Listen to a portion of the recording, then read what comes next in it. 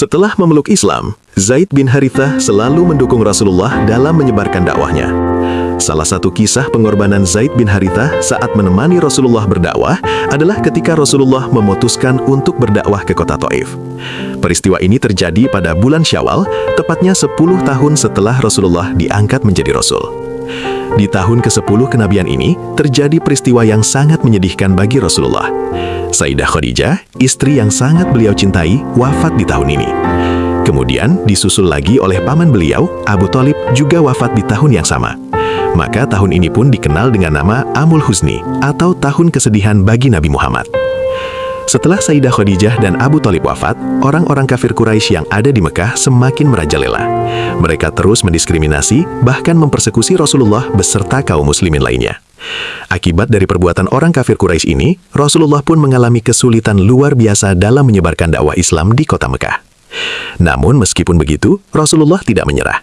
Hingga akhirnya beliau pun memutuskan untuk berdakwah ke kota Taif. Kota Taif ini letaknya sekitar 100 km dari kota Mekah.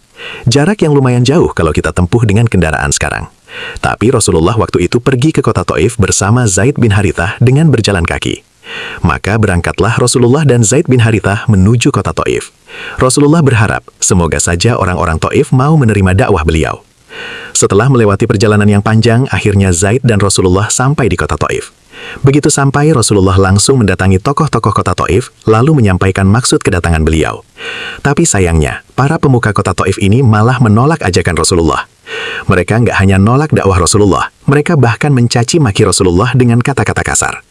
Bahkan salah seorang dari mereka sempat berkata kepada Rasulullah, "Apakah Tuhanmu tidak menemukan orang yang lebih baik darimu untuk diutus?"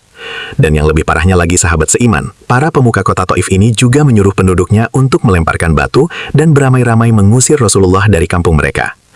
Zaid yang melihat Rasulullah dilempar seperti itu langsung menjadikan tubuhnya sebagai perisai untuk melindungi Rasulullah.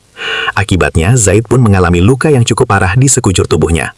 Maka akhirnya Rasulullah dan Zaid pun pulang ke Mekah dengan tangan kosong. Dan sejak kejadian di kota Taif, Zaid bin Harithah selalu mendampingi Rasulullah. Beliau selalu berada di sisi Rasulullah baik dalam keadaan senang maupun susah. Begitu juga setelah hijrah ke Madinah. Setiap kali ada peperangan bersama Rasulullah, Zaid selalu mengikutinya. Dimulai dari Perang Badar, Perang Uhud, Perang Khandaq, hingga Perang Mu'tah, Zaid tidak pernah absen. Zaid tidak hanya mengikuti peperangan bersama Rasulullah, beliau juga selalu ditunjuk sebagai komandan perang oleh Rasulullah. Dalam hal ini, Sayyidah Aisyah berkata, Rasulullah tidak pernah mengirim Zaid ke medan perang, kecuali beliau menunjuknya sebagai komandan pasukan.